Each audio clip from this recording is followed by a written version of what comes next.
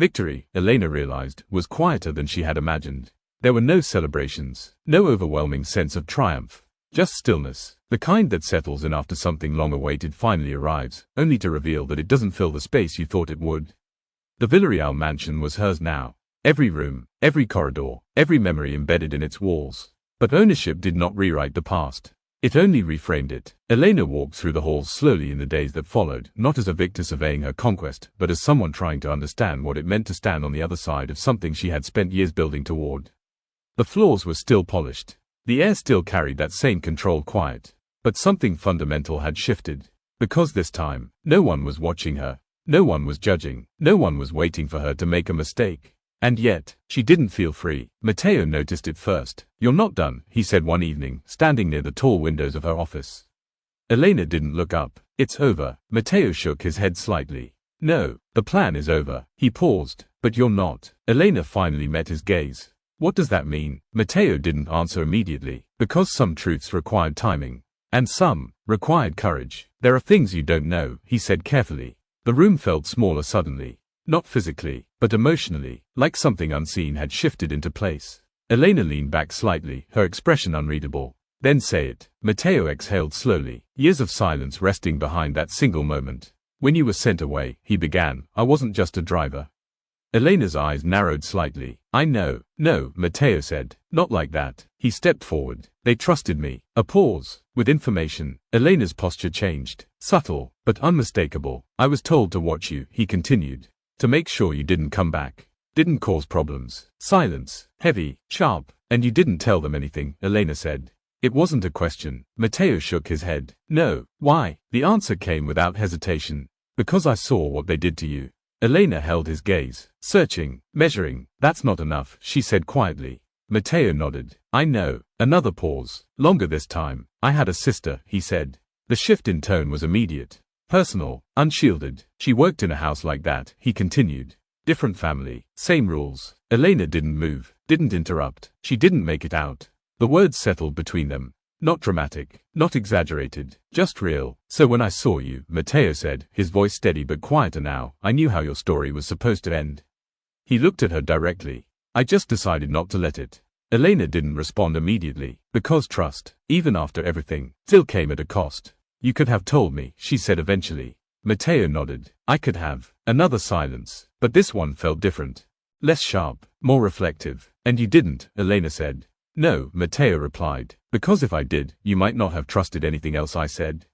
Elena studied him for a long moment. Then, slowly, she nodded. Not full acceptance, not complete forgiveness, but something close enough to move forward. "Next time," she said quietly, "don't decide for me." Matteo allowed himself the faintest hint of a smile. Understood. But Matteo wasn't the only one with truths left to reveal. Victor had been watching too. Not just the outcome, but Elena. "You're searching for something," he said one night as they sat in the quiet of their home.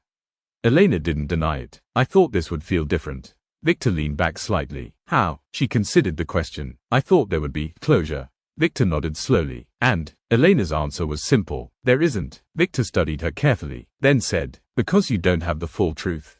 Elena's gaze sharpened. "What do you mean?" Victor didn't answer right away. "Because this truth was heavier." "I knew Adrian," he said finally. The name hit harder than she expected. Not because she hadn't thought about him, but because she had spent years deciding not to. Elena's voice was steady. "How?" Victor met her gaze evenly. "Before you." A pause. "Our families did business together." Elena felt something shift inside her. Not emotion, not yet, just awareness. "And?" she asked. Victor exhaled slowly. "They weren't what they seemed." Elena almost laughed. "That's not news." Victor didn't react, because he wasn't finished. "They didn't just control their business," he continued. "They controlled everything around them." Elena's expression hardened slightly. "I know what they did." Victor shook his head. "No." A pause. "You know what they did to you." That landed differently. "There's more," he said.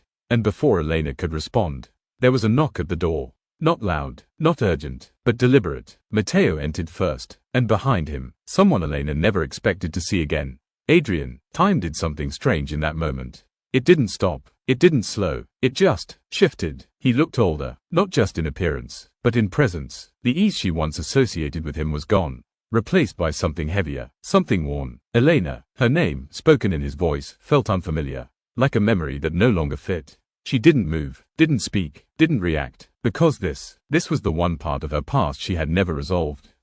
I didn't expect you to come, Victor said calmly.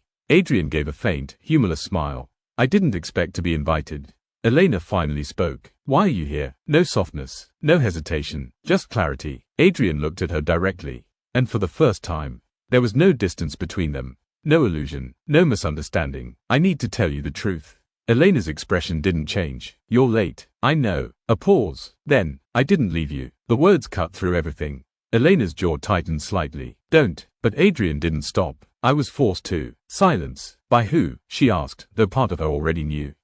My mother. The answer didn't surprise her. But what followed did. She found out before you told me, Adrian said. She knew. Elena's breathing slowed, controlled, measured. She told me if I didn't disappear, he continued, his voice steady despite the weight of what he was saying, she would make sure you never left that house alive. The room felt colder, and the child, he added quietly. Elena's hand moved instinctively, not to her side, but inward. She said it wouldn't be difficult, Adrian continued. That people like you disappear all the time. The words settled into something deeper than anger.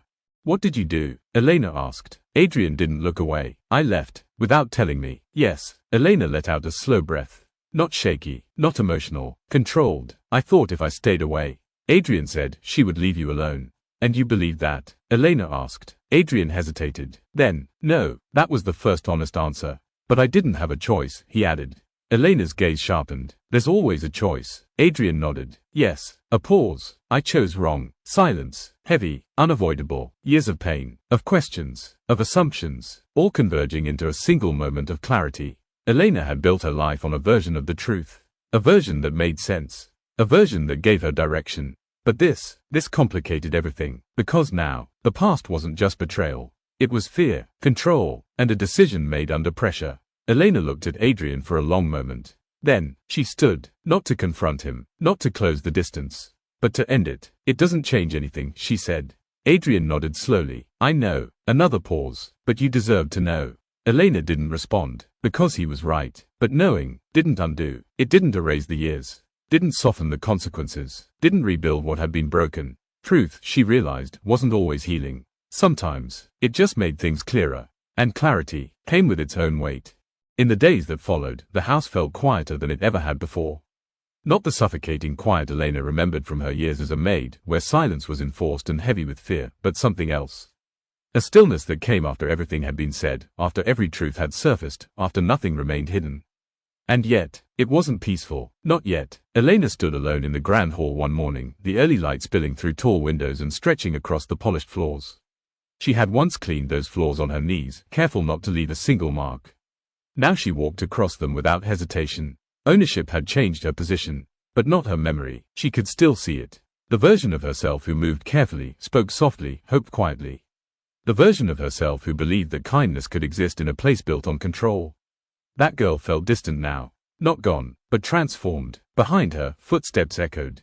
Not rushed, not hesitant, just present. Do you regret it? Victor's voice carried evenly through the space. Elena didn't turn immediately, because the question wasn't simple. No, she said after a moment. And it was true. She didn't regret rising, didn't regret fighting, didn't regret refusing to disappear. But that wasn't what he was asking. She turned slowly. I regret thinking it would be enough. Victor nodded, not in agreement, but in understanding. Revenge is rarely about the present, he said. It's about rewriting the past. Elena held his gaze. And the past doesn't change. No, Victor replied. It doesn't. Silence settled between them again. But this time, it wasn't heavy. It was clear. Mira ran through the hallway later that afternoon, her laughter cutting through the stillness like something bright and uncontained. Elena watched her from a distance. Not as a strategist, not as someone calculating outcomes, but simply, as a mother. Mira didn't know the full story. Not yet. She knew pieces. Enough to understand strength. Not enough to carry the weight of everything that had come before her. And Elena intended to keep it that way, for as long as she could. Because cycles didn't just break on their own. Someone had to choose differently. Matteo joined her quietly. She looks happy, he said. Elena nodded. She is. Matteo crossed his arms lightly, watching Mira for a moment. You did that. Elena shook her head. No. She paused. I gave her the chance. Matteo glanced at her. That's the same thing. Elena didn't argue, because for once, she didn't feel the need to prove anything. The Villarreal name faded quickly. Not dramatically, not publicly, just Gradually, without assets, without influence, without control, there was nothing left to sustain it. Dona Isabella disappeared from the social circles she once dominated. Not forced, not exiled, but irrelevant, and in the world she had built her identity around. That was worse. Elena didn't follow what happened next. She didn't need to, because the story had already ended, and she had no interest in reopening it. Adrian left quietly. The conversation they had shared remained unfinished in many ways, but not unresolved. Because closure, Elena realized, didn't always come from answers. Sometimes, it came from acceptance. He had made his choice. She had made hers, and those choices had shaped everything that followed. There was nothing left to negotiate, nothing left to reclaim, only distance. Time passed, not in leaps, but in steady, quiet progression. Elena shifted her focus, not away from power, but toward purpose. She began investing in spaces that didn't exist when she needed them most. Shelters, legal support systems, opportunities for women who had been dismissed, overlooked, or pushed aside. Not as charity, but as structure, because she understood now that survival shouldn't depend on luck, and power shouldn't belong only to those who already had it. One evening, months later, Elena returned to the mansion after a long day. The sun was setting, casting everything in warm, muted tones that softened even the sharpest edges of the house. She paused at the entrance, not because she had to, but because she wanted to. For a long time, this place had represented everything she wasn't allowed to be. Everything she couldn't have, everything that had been used against her. Now, it was just a place. And that, more than anything else, felt like freedom. Victor stepped beside her. "You're different," he said. Elena glanced at him. "So are you." He smiled faintly. "That tends to happen." She looked back at the house. Then, without hesitation, she walked inside, not as someone returning to the past, but as someone who had finally left it behind. Later that night, as the house settled into quiet once more, Elena stood by the window in her room, looking out over the city that had once overwhelmed her. It looked different now, not smaller, but clearer, because she had changed. She had been invisible, then she had been relentless, then powerful, but now, she was something else entirely. Someone who no longer needed to prove her worth. Someone who no longer needed revenge to feel complete. Someone who understood that strength wasn't just about rising. It was about knowing when to stop climbing. Elena closed her eyes briefly, letting the silence settle around her. Not empty, not heavy, peaceful, for the first time in years. There was nothing left to chase. Nothing left to take. Nothing left to prove. Only what remained. And what remained was enough. Elena didn't just rise from ashes. She built something stronger than fire. And then she learned how to live without it.